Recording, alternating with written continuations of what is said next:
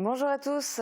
Médicaments, châteaux, cigarettes électroniques et dîner en blanc, on peut difficilement faire plus éclectique comme mélange. C'est un aperçu du programme varié qu'on vous propose aujourd'hui sur Mosaïque Cristal. On reviendra aussi en images sur le conseil municipal qui s'est déroulé hier soir à Sarreguemines et on en parlera avec l'invité du jour, Denis Pfeiffer. Bonjour. Bonjour. Vous êtes adjoint au maire et avec vous on parlera tout à l'heure plus spécifiquement de ce qui est mené comme politique en direction de la jeunesse. Voici d'abord de l'actu en bref et en images.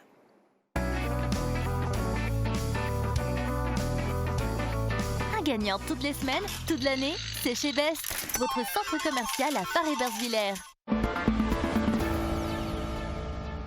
Le chantier du château de Frauenberg va bientôt commencer. Cette première phase de travaux vise à consolider les murs qui s'effritent. Des travaux d'urgence pour pérenniser l'édifice qui date du XIVe siècle, mais aussi pour protéger les habitations situées en contrebas. Lancement du chantier de 10 mois début août pour un montant de 350 000 €. En plus de subventions, le château de Frauenberg bénéficie de 12 000 € en provenance du premier loto du patrimoine. À Rohrbach, les travaux sont en voie d'achèvement. La société Gaia Trend a investi 5 millions d'euros pour une extension de son bâtiment qui lui permet d'atteindre au total 13 000 m². Objectif, mettre en place un nouveau système de logistique pour préparer et expédier plus rapidement les commandes des particuliers et des boutiques spécialisées. 150 000 à 200 000 flacons de liquide pour cigarettes électroniques sont produits chaque jour. Seyfoulaï Taef n'en finit plus d'impressionner. Le jeune lutteur sarregueminois vient de décrocher la médaille de bronze au championnat d'Europe de lutte libre à Cracovie. Il évoluait dans la catégorie U15. Il passe en cadet pour la prochaine saison. Nouvel objectif, être sélectionné pour les championnats du monde. Une fierté aussi pour son père, Saïdi Taef, lutteur de haut niveau.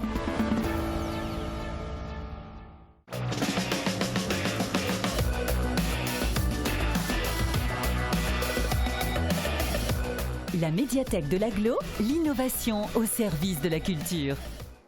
Côté météo, ça s'améliore. Regardez les prévisions pour demain. Avec le Crédit Mutuel, partenaire des grands événements sportifs.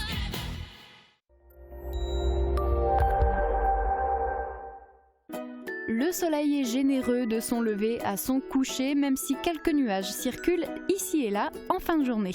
Les températures maximales remontent et s'échelonnent entre 23 et 25 degrés.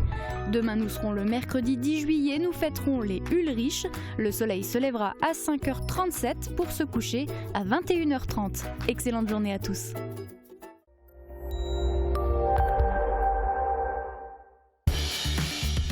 100 fois, 1000 fois, je vous ai renvoyé la balle. Fernap, des portes de garage sécurisées pour vous. Le gouvernement veut prendre des mesures contre la pénurie de médicaments, notamment ceux qui sont jugés essentiels, comme les anticancéreux. Hier, la ministre de la Santé Agnès Buzyn a lancé les premières pistes de travail en ce sens. Jeudi, elle doit également prendre la parole et s'attaquer là au déremboursement de l'homéopathie. On fait le point dans ce reportage d'Uranie Tozic. Anticancéreux, anti-infectieux, vaccins, la pénurie de certains médicaments est réelle, comme dans cette pharmacie du secteur. Malheureusement, c'est la cortisone qui nous fait cruellement défaut. Vous voyez qu'on a réussi à sauver encore une boîte.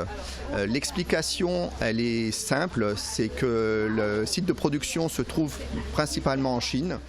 Relocaliser la fabrication de matières premières et de certains médicaments en Europe serait l'une des solutions envisagées par le gouvernement. Au total, la ministre de la Santé Agnès Buzyn a annoncé 28 actions à mettre en place, notamment la création d'une plateforme informatique. Ce qui veut dire que nous, on pourrait alerter le laboratoire sur une pénurie de son médicament et que du coup, ce laboratoire pourrait nous dire au moins quelle est la date estimée de retour de ce médicament. Des pistes de réflexion qui pourraient éviter la pénurie de 1200 molécules en 2019. Pourtant, il reste à aborder une autre problématique. Les laboratoires souhaitent de moins en moins commercialiser leurs produits en France. Puisqu'on essaye à ce que ces produits soient remboursés le moins cher possible. Et donc en fait, ces laboratoires, souvent, ça va les intéresser plutôt de commercialiser leurs produits en Europe, voire effectivement plus loin dans certains pays, où là il n'y a pas de prix plancher et ils peuvent commercialiser leurs produits plus chers. Et qui dit remboursement, dit homéopathie. Cette semaine, la ministre de la Santé doit également traiter la question du déremboursement. Mais ces produits l'étaient-ils jusqu'à présent?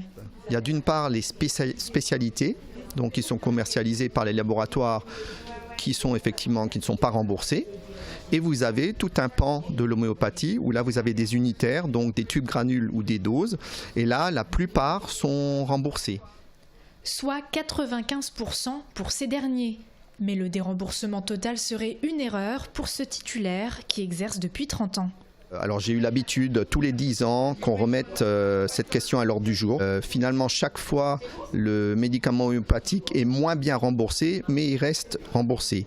Et je pense qu'on risque de se tourner de nouveau vers cette solution-là, c'est-à-dire qu'il passerait de 30 à 15%. Dans l'idée des gens, déremboursement, ça signifie en fait tout simplement inefficacité. Alors qu'on est de plus en plus dans un autre contexte de dire l'homéopathie, c'est rapidement efficace. D'après la dernière enquête Ipsos, 1 Français sur 2 se tourne vers ces produits et 2 tiers des Français sont prêts à l'utiliser. Que ce soit des médicaments classiques ou homéopathiques, quand ils ne sont pas utilisés jusqu'à la fin de la boîte, ils doivent être recyclés. Où les déposer? Que deviennent-ils ensuite? Un pharmacien nous répond.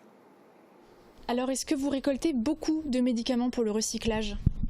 Alors oui, en fait ça représente un volume hebdomadaire de 4 cartons donc le grossiste vient récupérer, donc ça représente quand même un volume assez important. Est-ce que c'est régulièrement des médicaments avec la date de péremption qui est dépassée ou ça peut être tout type de médicaments? Alors ça peut être des médicaments dont la date de péremption, donc la date de péremption est dépassée, ou soit ça peut être des médicaments non utilisés. Et donc à ce titre, donc il faut bien préciser qu'on ne met pas dans les cartons cyclamètres donc tout ce qui est seringue ou aiguille. Et ensuite, normalement, on met que les médicaments donc sans la boîte et sans la notice, donc qui eux doivent être jetés dans le tri sélectif. Et alors vous l'avez précisé, il y a un grossiste qui vient chercher le tout, mais concrètement, après ces médicaments, ils vont où? Alors dès que le carton est plein, en fait, on le ferme. Et donc le grossiste répartiteur vient récupérer le carton et ensuite il le transporte vers une usine où en fait les cartons seront incinérés. Merci beaucoup. Côté recyclage des médicaments, le Grand Est est bon élève. En 2018, plus d'1 tonne de médicaments a été recyclée dans la région. À Frauenberg, il ne s'agit pas de recycler, mais de sauver in extremis. Les premières pierres de l'édifice vont enfin pouvoir être consolidées au château. Les murs menacent de s'effondrer. Pour remédier à ce problème, il faut lancer des travaux d'urgence. Ils vont bientôt démarrer. Une première réunion de chantier a eu lieu sur le site. Reportage. SOS Château en détresse. Les murs du château de Frauenberg s'effritent de plus en plus, ce qui entraîne des chutes de gravats. Heureusement, en avril dernier, la commune apprenait qu'elle allait bénéficier de 12 000 € grâce au premier loto du patrimoine de l'histoire de France, initié par l'animateur Stéphane Bern.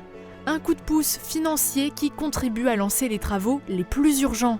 Les élus et les entreprises du bâtiment se sont réunis pour faire le point sur le chantier qui va bientôt commencer. C'est un chantier de consolidation du château de Frauenberg. Les murs sont assez disloqués, donc il y a des risques d'effondrement. Donc c'est un chantier, on va dire, d'urgence et de consolidation. Édifié au XIVe siècle, ce château est l'emblème du village. L'édifice menaçant les habitations en contrebas, plusieurs dispositifs vont être mis en place afin de consolider et de reconstruire une partie du château. C'est essentiellement des questions de stabilisation de sol, donc il y aura des micro-pieux qui seront posés pour stabiliser, des déposes du mur d'escarpe qui est au pied de la tour, un démontage-remontage complet de cette partie haute de mur et une consolidation avec la mise en place de contreforts en béton qui viendront en buter contre le mur. Le château est difficile d'accès et une bonne partie des murs est entièrement à reconsolider, ce qui alourdit rapidement la facture. Malgré les subventions obtenues, les travaux demandent un certain investissement. D'autant plus que le site nécessite le travail de plusieurs entreprises. Une enveloppe globale de travaux de 350 000 – 360 000 € sur, on va dire, trois interventions. 3 lots, 3 entreprises, donc une entreprise de maçonnerie qui est l'entreprise Paul Schwartz, qui est basée à Beach, et l'entreprise Hugon Metal Design qui est à Metz. Et le site nécessite une surveillance archéologique, donc nous avons aussi l'INRAP qui est le 3e lot qui interviendra sur ce chantier. Ce vaste programme devrait démarrer début août et durer 10 mois. Il ne s'agit pour le moment que de travaux permettant la sécurisation de la zone. D'autres chantiers seront prévus par la suite pour préserver le site. Parfums fruits rouges, vanille, menthe. Sur les terrasses des cafés, les cigarettes électroniques sont devenues de plus en plus courantes. L'entreprise Gaia Trend, basée à Rohrbach-les-Bitches, a su surfer sur cette vague en inventant des arômes et en produisant des liquides. Forte de son succès, elle est en train de s'agrandir de 2500 m² afin de mieux répondre à la demande. Et vous allez le voir, c'est très grand et très moderne. Reportage au cœur de l'automatisation de la logistique. Un nouveau bâtiment pour de nouvelles ambitions. En réponse à la demande grandissante de liquide pour cigarettes électroniques, l'entreprise Gaia Trend a investi 5 millions d'euros pour agrandir son site à 13 000 m² au total. Ces bâtiments ont été construits pour notre nouvelle solution logistique. Alors, plusieurs objectifs derrière cette solution logistique. La première, c'est déjà d'avoir un gain de place, parce qu'on arrivait à saturation en termes de place. Deuxième objectif, c'était d'améliorer le quotidien et l'ergonomie des opératrices de travail. Parce qu'aujourd'hui, il y a pas mal de ports de charge, de poussées de chariots, de transferts de cartons, etc. etc. Et là, l'objectif, c'est vraiment de rester au poste de travail et d'attendre que les produits viennent à l'opératrice. Ces nouvelles installations apporteront, en plus d'un meilleur rendement, une toute nouvelle méthode de travail avec moins de déplacements. Actuellement, en fait, les agents de production doivent récupérer un dossier papier comme ceci et vont en fait au stock faire le tour et prendre les flacons nécessaires à la commande. Donc, et ceci, on va dire, une commande après l'autre. Et ensuite, ils vont à la partie colisage pour coliser et mettre en carton les flacons. Du coup, ici, ça sera donc le caroncel, notre nouveau stock. Et du coup, ce seront les flacons, comme vous pouvez le voir, qui viendront directement à l'agent de production. Donc elle n'aura plus besoin de se déplacer pour chercher les flacons, mais c'est eux qui viendront directement à elle en fonction de la commande en fait. Et du coup, elles pourront préparer leurs commandes et 3 commandes à la fois. Des flacons qui auront au préalable été acheminés directement de la chaîne de production au stockage par des robots philo-guidés. L'opératrice n'aura plus qu'à finaliser l'expédition dans le monde entier beaucoup plus rapidement. Le but de ces nouvelles installations, être plus efficace lors de la préparation des commandes, aussi bien pour les boutiques spécialisées que pour les particuliers. Aujourd'hui, on n'est pas capable, par exemple, de livrer une commande en moins de 24 heures. L'objectif de cet investissement, c'est de réceptionner, par exemple, une commande avant midi et de l'expédier encore l'après-midi même. L'objectif de cette solution, c'est de pouvoir gagner en part de marché, que ce soit au niveau France ou au niveau international, et à terme pouvoir recruter. C'est vraiment l'objectif premier. 150 000 à 200 000, c'est le nombre de flacons qui sortent actuellement de l'usine chaque jour. Ce chiffre pourrait encore augmenter car l'entreprise vise plus haut. On a encore l'objectif de construire un nouveau bâtiment pour de la production et éventuellement un nouveau bâtiment administratif parce que plus on grossit, plus on continue à s'ouvrir. Plus on est obligé de recruter, et notamment dans les bureaux, que ce soit aux ressources humaines, au marketing, au commerce international. Donc forcément toujours besoin de plus de place en termes de bureaux. L'année dernière, 21 CDI ont ainsi été proposés et de nouvelles embauches sont envisagées, toujours à Rohrbach. C'est un jour très particulier pour Jean-Paul Heitel. L'ancien professeur va quitter son poste de principal du collège de Rohrbach pour une retraite bien méritée. Cet homme tranquille, passionné, engagé et rigoureux a mené une carrière riche et exemplaire. Un bel hommage lui a été rendu par de nombreuses personnalités, par ses collègues et par une délégation d'élèves. Et parmi les invités, il y avait Francis Hoffman. Je n'ai pas tout fait à Rohrbach, j'ai passé 21 années à Rohrbach. Auparavant, j'étais sur les secteurs de Saint-Avold, Charles-July, lycée Charles-July, collège Longeville et Saint-Avold, Forbach, Styrin-Wendel, Sarreguemines, Fulrad, Jean Jaurès. Et puis Beach, lycée Tessé, lycée Schweitzer, Lemberg, Rohrbach-les-Bitches. J'ai oublié Grosse-Willigersdorf où j'étais principal pendant 4 ans.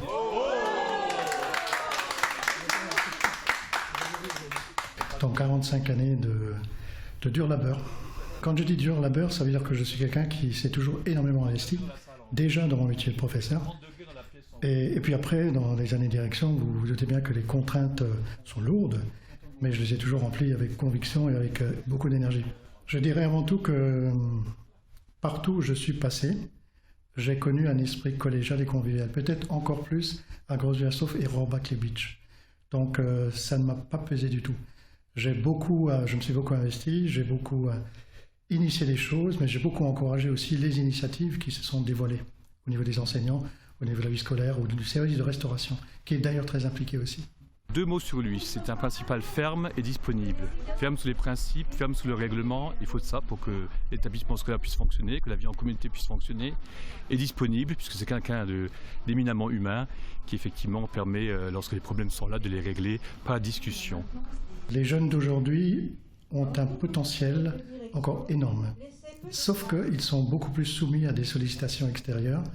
Et donc, le public est peut-être un peu plus compliqué par moment, mais en tout cas, le public est toujours aussi intéressant. Le projet de pôle technologique, digne de ce nom que nous avons déposé au niveau de la collectivité, n'a pas abouti. C'est mon seul regret. Mon discours sera un peu long, et je vous prie dès à présent de me pardonner. Mais vous n'aurez pas la chance d'écouter le long discours de Jean-Paul Haytel. Nous lui souhaitons une belle retraite et nous vous annonçons que son remplaçant sera une femme bien connue à Bitche puisqu'il s'agit de Paula Vaca, proviseure adjointe de la CEP Schweitzer du lycée Tessier. Dîner en blanc, est-ce que vous connaissez le concept? C'est une sorte de flash mob version gastronomique. Des convives, invités par cooptation, improvisent un pique-nique, tout de blanc vêtu dans un lieu insolite. C'est un concept très prisé dans de nombreuses villes du monde. Très connu à Paris, il a essaimé à Sarreguemines depuis l'an dernier. Après le site de l'ancien château de Sarreguemines, c'est dans le parc des archives municipales qu'il s'est déroulé cette année. 63 convives y ont participé, mais la mieux placée pour en parler, c'est l'organisatrice. Écoutez-la. J'avais envie d'organiser une fête et de Paris, je connaissais les dîners en blanc. Donc à Paris c'est un peu différent, on s'inscrit sur un site et tout le monde vient avec ses tables, ses chaises et c'est que des inconnus. Moi je voulais faire plus petit à Sarreguemines, donc j'ai invité que des amis, des gens que je connais, que j'aime beaucoup. Donc ils sont invités depuis 2 mois, ils savent la date, l'heure, mais ils ne savent pas le lieu. Et le lieu, j'ai envoyé un mail à 3h de l'après-midi pour indiquer le lieu. Voilà. C'est un peu le principe de ce dîner en blanc. Tout le monde doit venir habillé en blanc et doit de préférence apporter quelque chose à manger en blanc qu'on met sur une table et après c'est partagé. Séance marathon hier soir à Sarreguemines avec 33 points à l'ordre du jour. Le conseil municipal était présidé par Marc Zingraf, le premier adjoint au maire, Céleste Lette étant absent pour cause de deuil. Retour en images dans ce reportage. Beaucoup de mouvements de terrain. Pas de tremblement de terre à l'horizon, mais en une soirée, la décision a été prise. De nombreuses parcelles vont changer de propriétaire. Plusieurs cessions ou rétrocessions d'emprise communale, des échanges de terrain, une modification des limites territoriales entre Sarreguemines et Roth, l'annexe d'Ambach, et une délégation du droit de préemption au profit de la Casque concernant un ensemble immobilier en zone industrielle, ancienne propriété de l'entreprise Pierron, à 2 pas du centre technique communautaire. Plusieurs points à l'ordre du jour concernaient le dispositif Action Cœur de Ville. Sarreguemines va signer une convention opérationnelle avec Action Logement en vue d'une intervention commune pour favoriser la restructuration d'immeubles du centre-ville. D'autre part, une étude cofinancée par la ville, l'Agence nationale de l'habitat et la Banque des territoires doit permettre à terme d'accompagner les propriétaires dans la rénovation pour proposer une nouvelle offre d'habitat au centre-ville. Une autre étude sera, elle, consacrée au commerce et plus spécifiquement au comportement d'achat. Côté équipement sportif, des travaux vont avoir lieu au complexe de tennis. Les 2 courts en terre battue vont être rénovés pour un coût de 60 000 € et dans le hall principal, l'éclairage va être remplacé par des ampoules LED. Montant de cette opération, 36 000 €. À l'aérodrome, qui est géré en délégation de service public par l'association Espoir Aéronautique Sarreguemines, un hangar, essentiellement destiné aux ULM, va être construit pour un montant de 122 000 €, dont 44 000 seront financés par la ville. Le point qui a duré le plus longtemps était consacré au rapport sur le prix et la qualité des services publics de distribution de l'eau potable pour l'année 2018. C'est Veolia qui a la délégation de services publics. La consommation des usagers a légèrement augmenté, tandis que le rendement du réseau s'est dégradé de 3,6 %. En cause, une fuite pendant plusieurs semaines au niveau du pont des Alliés et des circonstances climatiques défavorables. Une forte canicule et une sécheresse de longue durée ont engendré des mouvements de sol qui ont abîmé les canalisations. Malgré des interventions 1,5 fois plus nombreuses que l'année précédente de la part des équipes de Veolia pour réparer des fuites, le rendement a été altéré. Au vu du contexte météo actuel, on peut s'attendre à la même situation cette année. On va revenir sur différents points abordés lors de ce conseil municipal. Ce sera dans un instant avec l'invité du jour. A tout de suite. Rénovation énergétique et esthétique de votre maison. Profitez des aides proposées au Pays de Beach.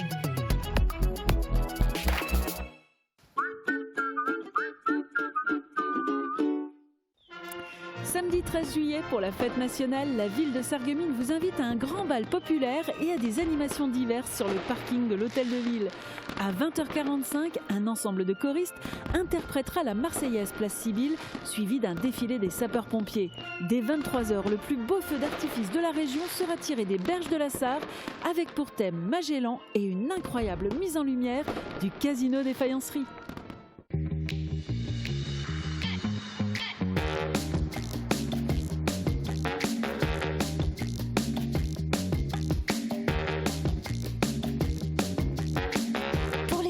Les meilleures affaires, c'est chez Best.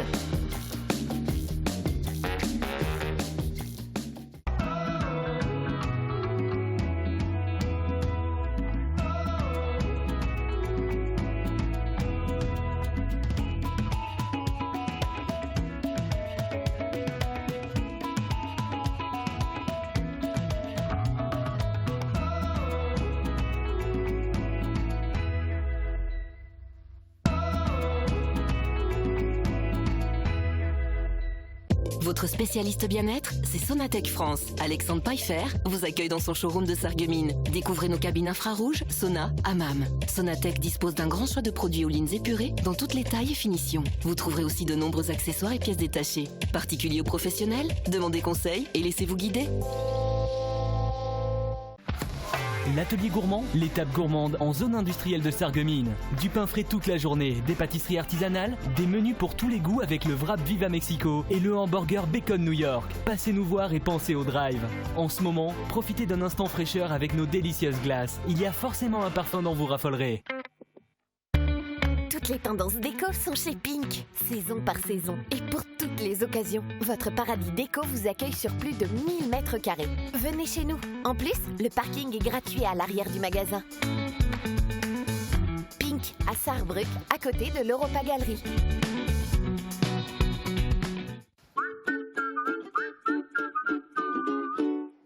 Denis Pfeiffer, revenons sur le conseil municipal qui s'est déroulé hier soir à Sarreguemines. L'un des points à l'ordre du jour, c'était l'évaluation du contrat de ville à mi-parcours. Quel bilan en dressez-vous ? Alors, il faut rappeler pour les téléspectateurs que le contrat de ville s'adresse en fait au quartier prioritaire de la ville, à savoir la vieille ville, le centre-ville, et puis ce qu'on appelle la ville haute, c'est-à-dire le quartier de Beau-Soleil. Moi, il y a deux actions qui m'intéressent plus particulièrement, c'est tout ce qui tourne autour de la cohésion sociale, autour des thèmes de l'emploi, autour des thèmes des relations entre les familles, les enfants, leurs parents, et puis les questions qui ont un lien aussi direct avec la citoyenneté. Et là, je tiens à saluer le travail mené notamment par la mission locale, mené par le centre social, mené par le foyer culturel, mené par les animateurs de la ville de Sarreguemines, le football club de Beau-Soleil, le club de lutte, qui effectivement encadre les jeunes et leur apprennent le sens civique, le sens de la citoyenneté, le sens de la solidarité. Et je crois qu'il faut continuer d'aller dans ce sens-là. Mais là, on est déjà à mi-parcours. Concrètement, qu'est-ce qui a été réalisé par la ville ? Alors, en fait, c'est toute une série d'actions qui sont menées conjointement par la ville de Sarreguemines et par le monde associatif. Dans la plupart des cas de figure, c'est des actions concrètes qui visent à aider les personnes à retrouver le chemin de l'emploi. Et donc ça, il faut aussi souligner le travail qui est fait en partenariat avec l'État. Et le sous-préfet est très vigilant sur ces questions-là. Et puis comme je l'ai dit, je crois que le bien vivre ensemble dans les quartiers est quelque chose qui est important. Et le fait qu'il y ait des structures d'accueil justement pour ces personnes, pour pouvoir se retrouver, pour pouvoir dialoguer, pour pouvoir discuter, c'est quelque chose qui va dans le bon sens aussi parce que ça rajoute au mieux vivre collectif. Et ça, je crois que c'est important. Une ville où on se sent bien, une ville où il y a de la solidarité, c'est une ville où il y a moins de problèmes. De par votre délégation, vous êtes plus spécifiquement en charge de la jeunesse. Hier, il y a plusieurs subventions qui ont été votées et qui étaient dans le cadre du projet de réussite éducative. De quoi s'agit-il ? Alors, le projet de réussite éducative, c'est important aussi parce que malheureusement, il y a énormément de jeunes qui sont en difficulté scolaire. Et l'objectif, c'est d'aider ces jeunes justement à pouvoir surmonter leurs difficultés en français, en lecture, en mathématiques. Et donc, c'est les aider par exemple à prendre en charge leurs devoirs. Là aussi, on s'appuie sur le réseau associatif sarregueminois. Et là aussi, je tiens à souligner le travail qui est mené par exemple par l'association Rive Droite Centre socio-culturel qui, pour certaines écoles de Sarreguemines, celles qui sont justement dans les quartiers prioritaires, eh bien, prennent en charge un certain nombre de jeunes et les aident à faire ces devoirs. Il y a aussi des subventions qui ont été votées dans le cadre du contrat enfance-jeunesse et dans le cadre de l'opération Moselle Jeunesse. Au bout d'un moment, on s'y perd un peu parce qu'il y a plein de programmes différents. Ces deux-là, c'est quoi ? Alors, le contrat enfant-jeunesse, c'est un contrat qui vise à des actions dans le périscolaire. Donc tout ce volet-là est pris en charge par les Francas à Sarreguemines, par délégation de services publics. Et puis aussi toutes les actions qui sont menées, par exemple par l'association du foyer culturel, par le foyer, par le centre social, et qui sont les centres aérés hors temps scolaire, ou là aussi par des aides scolaires qui se font pendant le temps scolaire, enfin je devrais dire après les cours. Alors c'est vrai que tout cela c'est un peu complémentaire. C'est des dispositifs divers et variés, mais qui les uns sont financés avec le concours de l'État, les autres sont financés avec le concours du département de la Moselle, les autres sont financés avec le concours de la caisse d'allocation familiale, mais tout ça converge dans le même sens, c'est une meilleure prise en compte de nos jeunes de manière générale. Et je crois qu'il faut s'en féliciter. Alors, il y a des jeunes aussi qui voulaient absolument continuer à être pris en compte. Oui. Ce sont les anciens, vous l'avez compris, les anciens du conseil municipal des jeunes, puisqu'ils viennent de changer d'équipe. Alors du coup, pour le moment, on ne crée pas encore d'honoraria pour les anciens membres du conseil municipal des jeunes. Mais hier, vous avez créé les JCS, les jeunes citoyens sarregueminois. C'est pour ceux qui ne veulent pas quitter le conseil municipal des jeunes. C'est un peu ça, mais c'est aussi pour nous quelque chose qui est important parce que, ils ne veulent pas le quitter. Pour nous, c'est déjà le symbole que ça a bien fonctionné, puisque les jeunes s'y sentent si bien et veulent continuer de s'investir. Mais c'est vrai que le conseil municipal des jeunes de Sarreguemines s'adresse à un public qui est scolarisé en CM2, 6e. Ils sont là pour un mandat de 3 ans. Et puis quand ils arrivent à l'âge de 14 ans, le mandat s'achève. Or, il me semblait intéressant de garder justement ces forces vives qui s'adressent au monde d'adolescents, parce que j'ai vraiment envie qu'on mène des actions un peu plus concrètes pour les adolescents, qui sont des personnes un peu plus compliquées à toucher. Et eux étaient volontaires pour pouvoir continuer l'aventure. Je dis pourquoi pas. On a créé les jeunes citoyens sarregueminois, les JCS. Et donc l'objectif, c'est d'être des personnes ressources pour aider à accompagner le conseil municipal des jeunes et à bâtir un certain nombre de projets et à participer à des projets sur la ville, plus particulièrement vis-à-vis des adolescents. C'est le cas notamment de Moselle Jeunesse, puisque je rappelle que ça a lieu actuellement cette semaine. Moselle Jeunesse, donc un public âgé entre 11 et 17 ans et qui peut se retrouver sur le site de la Blise tous les soirs autour de toute une série d'activités. J'en profite pour faire la publicité, c'est pour ça que j'ai mis ce t-shirt aujourd'hui. Voilà, c'est cette semaine que ça a lieu avec un grand final samedi au centre nautique de Sarreguemines, auquel là aussi tous les jeunes sont conviés à se retrouver. Alors dans votre explication, vous avez dit aussi que vous aimeriez qu'il y ait des actions concrètes qui soient menées vis-à-vis donc des adolescents.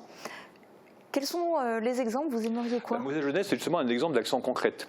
Là aussi, nous avons fédéré une trentaine d'associations dans le domaine sportif, culturel, qui proposent donc tous les soirs, sous la forme d'ateliers d'une vingtaine de minutes, à ces jeunes qui sont peut-être pas toujours en contact avec le monde associatif, qui ne sont pas toujours non plus dans des associations, eh bien, d'intervenir par le sport, d'intervenir par la culture, là aussi pour apprendre à se connaître. Donc ça concerne tous les quartiers de Sarreguemines. Je remercie d'ailleurs la communauté d'agglomération de Sarreguemines pour la mise à disposition d'une navette de bus gratuite pour les transporter sur le site de la Blise. Ils apprennent à se connaître, ça fédère autour de projets communs et puis j'espère vraiment qu'ils s'engagent par la suite. Et ça, je cherche à ce qu'ils s'engagent par la suite dans ces associations ou au service de la collectivité. Et sinon, au niveau de la ville, quelles sont les autres idées? Quelles seraient les pistes pour les adolescents? Alors les adolescents, moi je les convie effectivement à travers ce groupe qu'on vient de créer, donc les jeunes, voilà, les jeunes citoyens sarregueminois. Et puis de manière générale, et ça nous visons au maximum à le faire, c'est les solliciter. Il faut créer des organes de sollicitation justement pour que ce sont des jeunes qui proposent des choses, qui bâtissent des choses et qui les font ensemble. Je prendrai un exemple de ce qu'on pourrait faire à l'avenir, quelque chose de tout simple en fait. J'étais récemment à une course de voitures à savon, vous savez, ces véhicules que les jeunes se font eux-mêmes. C'était les caisses à savon, voilà. C'était sous Faber-Sulaire. Et je me dis, mais pourquoi pas faire ça à Sarreguemines, pas seulement à Sarreguemines, territoire de la ville, Sarreguemines, communauté d'agglomération Sarreguemines Confluence, où on pourrait mettre effectivement des jeunes de tout le secteur de Sarreguemines et pourquoi pas effectivement monter ce projet, bâtir les véhicules, organiser la compétition, l'encadrer. C'est vraiment, faire en sorte que les jeunes se prennent en main et bâtissent des choses ensemble et s'investissent par la suite. s'inscrit par la suite, c'est aussi des choses plus citoyennes. C'est notamment autour de toutes les questions qui sont liées à l'écologie. C'est les nettoyages des berges de la Sarre, de la forêt du Bourreul à Sarreguemines. Voilà. Et puis la sensibilisation de manière générale. Alors il y a autre chose qui va sans doute intéresser les adolescents, mais pas seulement d'ailleurs. C'est un nouveau festival qui va voir le jour mi-septembre. Il va y avoir, organisé par la ville, mais en partenariat aussi avec la ludothèque, la première édition du Festival du jeu. Tout à fait. Alors ça, c'est une initiative qui émane des jeunes, notamment les jeunes du quartier de la Cité, du quartier de la Forêt, donc Cité de la Forêt à Sarreguemines, route de Nancy, qui se sont dit, qui étaient un peu passionnés par les jeux vidéo en fait, qui se sont dit, ils aimeraient bien aussi, comme d'autres communes le font déjà, créer un festival du jeu à Sarreguemines. Donc là aussi, on a fédéré les bonnes volontés autour de la ludothèque, les animateurs de la ville de Sarreguemines, eux, et puis on a monté ce festival du jeu, donc qui aura lieu dans le week-end du 13 au 15 septembre prochain, à l'hôtel de ville de Sarreguemines, dont l'entrée sera gratuite. Et puis avec tous les types de jeux en fait, que ce soit les jeux sur bois, les jeux vidéo, que ce soit les jeux de société, que ce soit les jeux pour les enfants, pour les adultes, pour les familles. Le vendredi, ça s'adressera aux écoles principalement. Le samedi, dimanche, ce sera pour les familles. Ce sera une première à Sarreguemines. Moi, je souhaite vraiment que ça fonctionne et que ça réussisse. Et pourquoi pas amener à avoir ce festival qui perdure par la suite. Mais je crois qu'on aura l'occasion d'en reparler d'ici là. Et puis on vous le souhaite. Merci beaucoup en tout cas d'avoir participé à cette émission. On va continuer sur le thème de la jeunesse avec notre rubrique « C'est mon kiff ». Aujourd'hui, nous partons à la rencontre de Julie. Elle aime le cinéma, mais de manière presque démesurée. Regardez.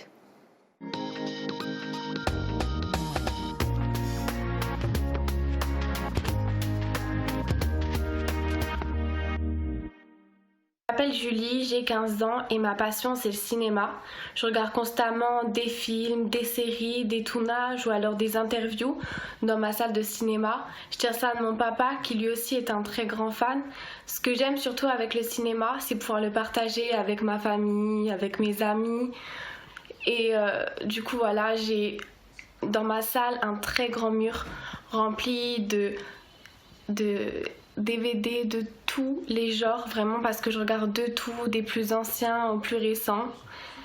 Et du coup voilà, chaque film a sa propre histoire, transmet ses propres émotions et c'est ce que j'apprécie le plus dans le cinéma. Merci Julie pour ton témoignage. Alors maintenant, avis à nos jeunes téléspectateurs, pour partager vous aussi votre passion, il vous suffit de nous envoyer vos vidéos par mail ou via l'application gratuite WhatsApp au 06 81 82 40 33. Alors à vos smartphones. Très bonne journée à tous, c'est la fin de cette émission. Rendez-vous demain dès midi sur Mosaïque Cristal.